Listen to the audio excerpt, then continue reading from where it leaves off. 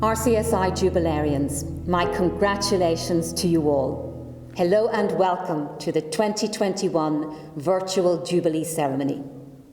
Today we celebrate with the classes of 1971 and 1961 your Golden and Diamond Jubilees. Since graduating from RCSI, you have gone to all four corners of the world and used your knowledge and expertise to improve healthcare. We wish to acknowledge in this ceremony the dedication and commitment you have demonstrated to the profession and most of all to your patients. All the while setting an example that our students now truly aspire to emulate. We are so proud that you have represented RCSI over the years as our ambassadors, and we wish to celebrate with you for reaching this momentous milestone. Where has the time gone?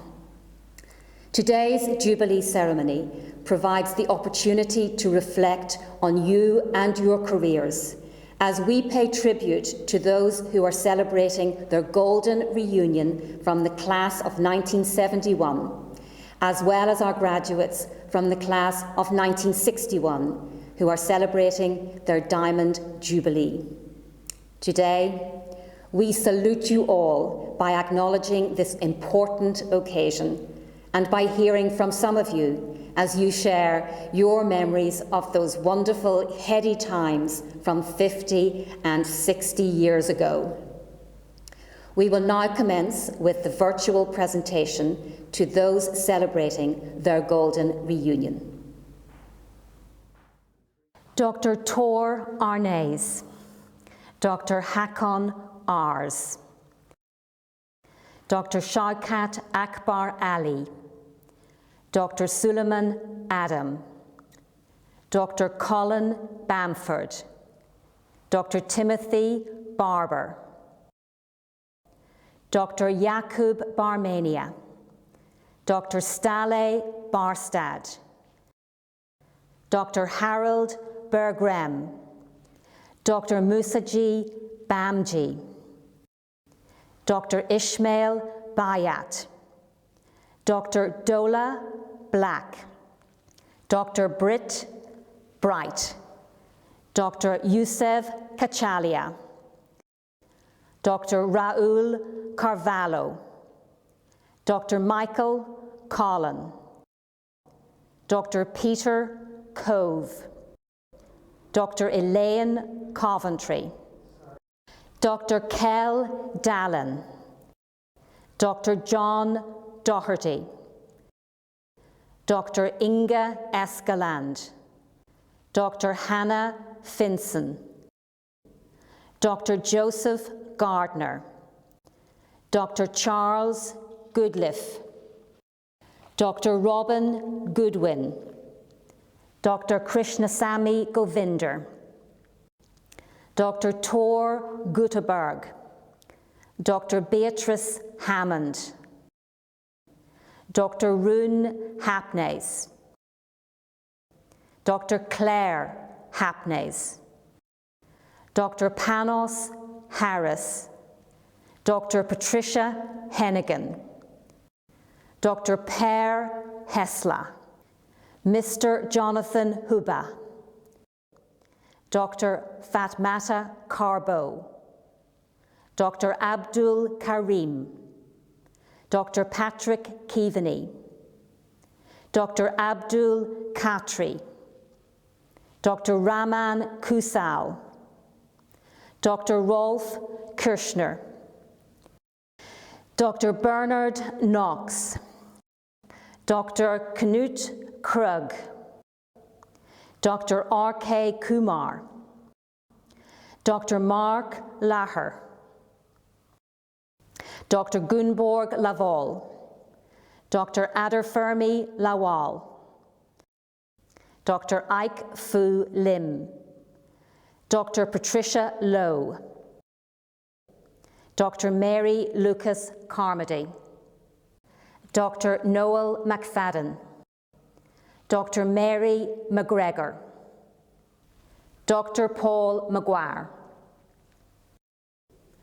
Dr Pamela Mangle, Dr Lancelot Malumo, Dr Ninette Mascarenas, Dr Austin McCandawar, Dr Knut Moe, Dr William Monterio, Dr James Moore, Dr Sue Hua Naik, Dr Kantha Naidu, Dr Vincent Nathan, Dr MacDonald Nchama, Dr Cyril Newman, Dr Ivor Newman, Dr Philip O'Reilly, Dr Godwin Okolo, Dr Kandu Parbu, Dr Albert Paus, Dr Kasim Peer,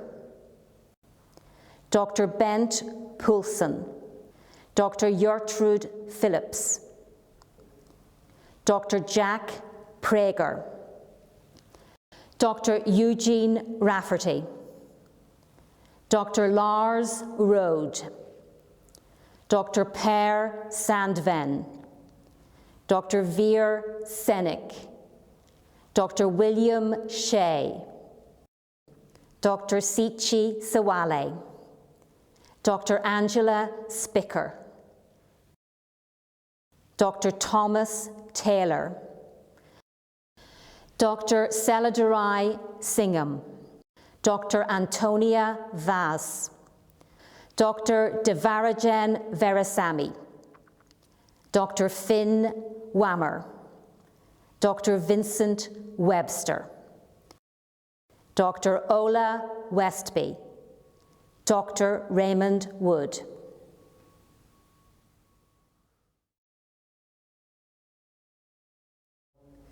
That concludes the presentation for those celebrating their golden reunion, and I will now call in turn those celebrating their Diamond Jubilee. Dr Stella Adesanya, Dr T.B. Adesina, Dr Ga Akinhanmi, Dr Edmund Akinosho, Dr Abdullah Al-Kathiri, Dr Cecil Apadu, Mr John Atkinson, Dr Ali Bahimia, Dr Sheikh Bashir, Dr Ahmed Bhabha, Mr Cormac Brady, Dr John Cawley, Dr Kamla Chawla, Dr Munsami Chetty, Dr Menon Connell, Dr Maria Cordeo de Sa, Dr Michael Kaur, Dr Mirza Din, Dr David Evans, Dr Grainne Evans, Dr Kenneth Farnan, Dr Helen Fenton, Dr Rogius Fernando, Dr Gulshan Gupta, Dr Madeline Carr Daly, Dr Francis La Ferla, Dr Harith Lamke, Mr Brian Lane, Dr John Lanif, Dr Lim Larpy, Dr S Lim Lay, Dr P Lim Lay, Dr Desmond McManus, Dr Olive Maher, Dr Dolores McGrath, Dr Eugene McKee, Dr Elizabeth McKenna, Dr Hugh McLaughlin, Dr Daniel McNeese, Dr Romesh Mootoo, Dr Helen Murray, Dr Ramdas Naran, Dr Nabil Nazar, Dr. Sue Choi Ning, Dr. John O'Connor, Dr. Danapalan Padayachi, Dr. Manogram Padayachi, Dr. Janthilal Parekh, Dr. Colette Pegum, Dr. Mohammed Sheikh, Dr. Mohammed Sultan, Dr. Kunwar Singh Sundar Singh, Dr. Sadat Saeed, Dr. Yoman Tai, Dr. Jemling Tay, Dr. Robert Thomas, Dr. Qatar Vig, Dr. Dermot Ward, Dr. Fanula Waters, Dr. Julian Woolfe.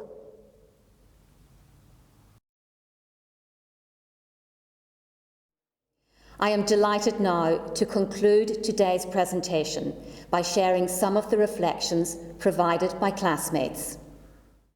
My name when I arrived at the college was Bergljot Rolfsjord, but no one could say my first name, so I became Britt. And then I got married during my time there, so I became Britt Bright, and I graduated in 1971. I'm originally part of the first really large group of Norwegians that arrived in the college, so I was born and raised in Norway. And after completing my internship, we went to Canada and have lived several different parts of Canada, but for the last 40 some years, we have been living in Maple Ridge, which is a small town an hour from Vancouver on the west coast of Canada. It was a really huge class. It was well over 100 students, I think 120, and out of whom well over 20 were from Norway. And what actually impressed me the most about the college was that in Millen House, there was a week of all the different organizations that held the introductions for the students. So that was such a friendly and social way of getting to know everybody. And the following year, I took part in helping with that. And that's actually how I met my husband, because he started a year later. So for me, the social part was the most memorable. And maybe going to the canteen downstairs and seeing that it was like United Nations, because there were students from all over the world at the college then, as I think there still is now. And as far as my favorite subjects, they would be psychiatry and obstetrics. So I was toying with specializing in either one of those eventually, but those were my favorites. And I liked anything hands-on. Well, we only had 2 psychiatry lectures in my whole entire time in the college. I think that was Professor Lynch, and my most memorable thing about him was that he told us that the normal mood is not happy. Normal mood is 2 gin and tonics below par, which I thought was an interesting statement coming from a college professor.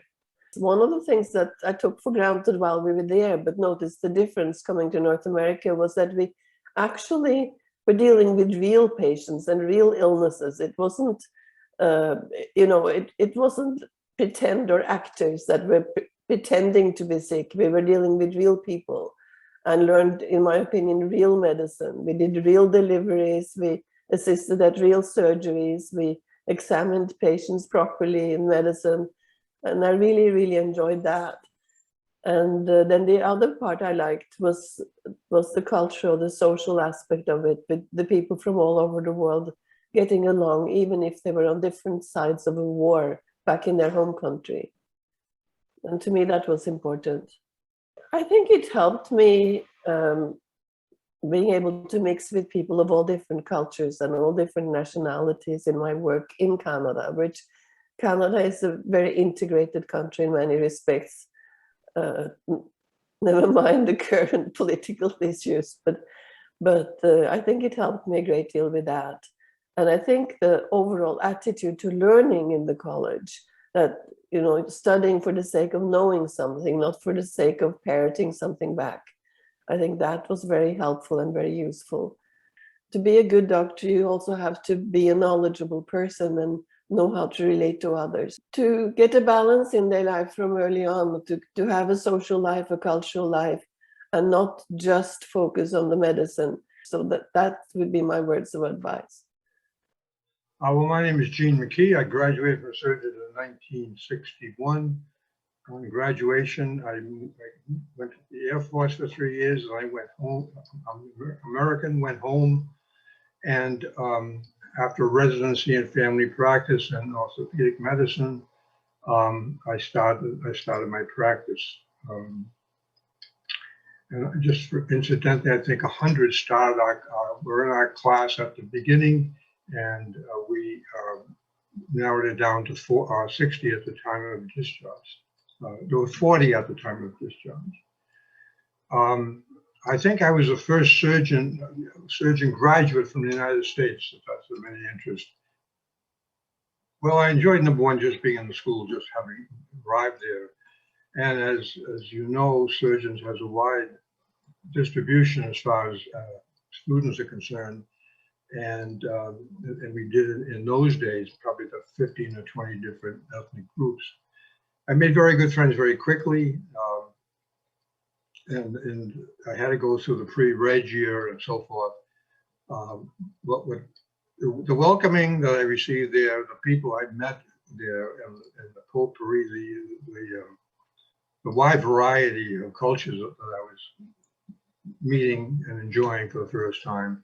Ireland was a whole new experience. I love Ireland, and that was a culture shock in a lot of ways. Nothing that wasn't enjoyable, let's say. There are two sort of experiences that stand out in my mind. It wasn't when I first got there, when you had to pass the half exam. I'm sure you're familiar with that. That's 18 months of anatomy and physiology. Once you pass that, you're allowed into the clinical years, into the hospitals. And the most important thing, by passing it also, you could go down to a surgical supply shop on Grafton Street and buy a stethoscope. And to have that stethoscope in your coat pocket with the bud sticking out, that was the ultimate experience. So that was, I remember that very well. Passing that exam was extremely difficult. The two things that come to mind during the training at that point was the experience, not in the college, but in the rotunda. Yes, that's where the surgeons had an affiliation for their students there.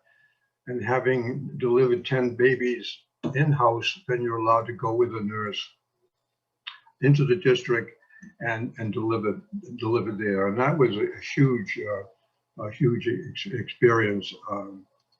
You know, a quarter grain of morphine, get some atropine, and off you went. The poverty was immense. There was newspapers under the lady. We had flashlights, the kids in the kitchen, the neighbors around, everyone's peeking in. It was an extraordinary experience, but the poverty, I've never seen anything quite like it in my life.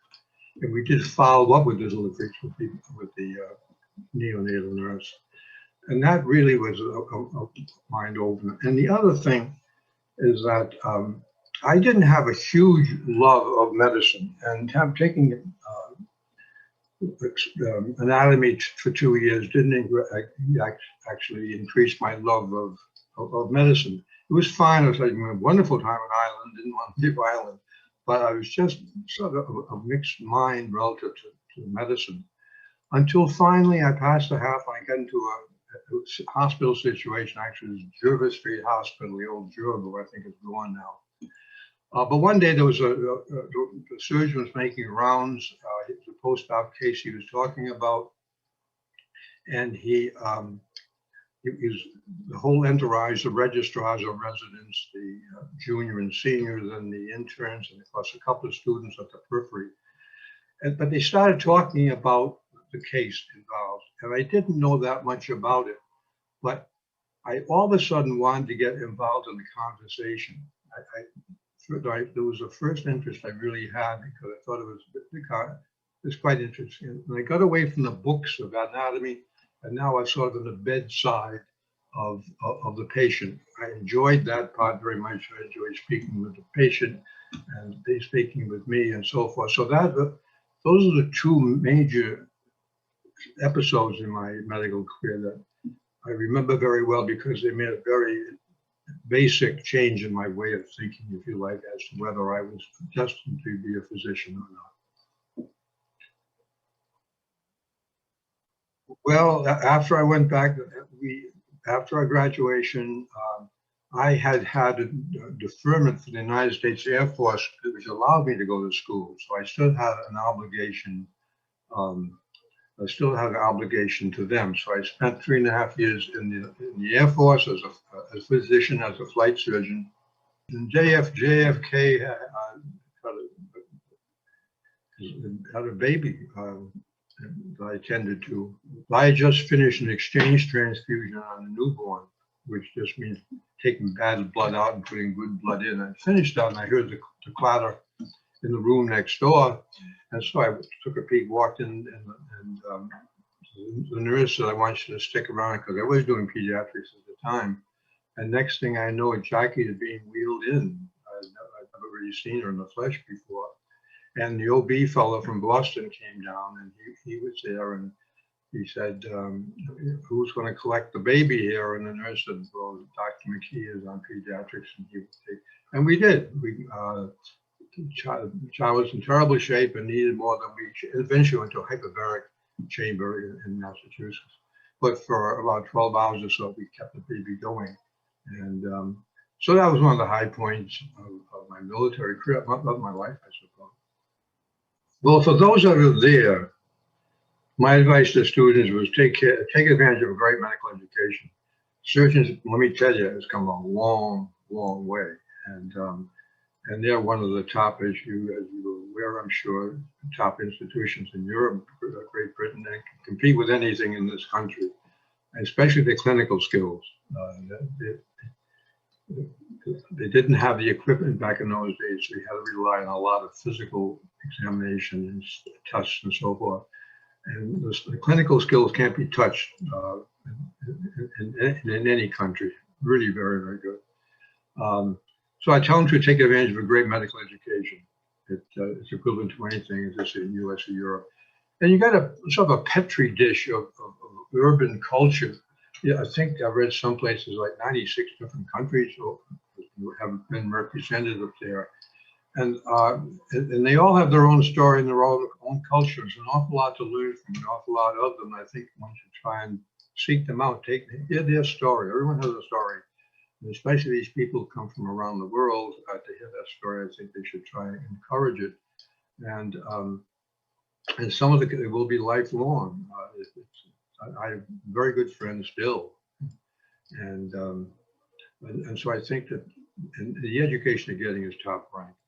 And also Ireland. Ireland is a great country, and they should try and enjoy it because it's just a great place to have lived.